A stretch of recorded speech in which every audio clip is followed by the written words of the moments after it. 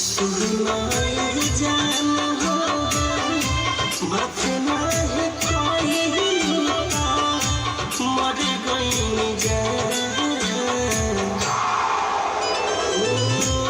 अब नहीं रोइलु लाश बन के सोई अब नहीं रोइलु लाश बन के सोई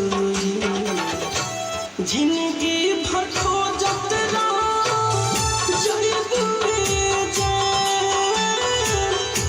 गलती तो तोहरो रहे।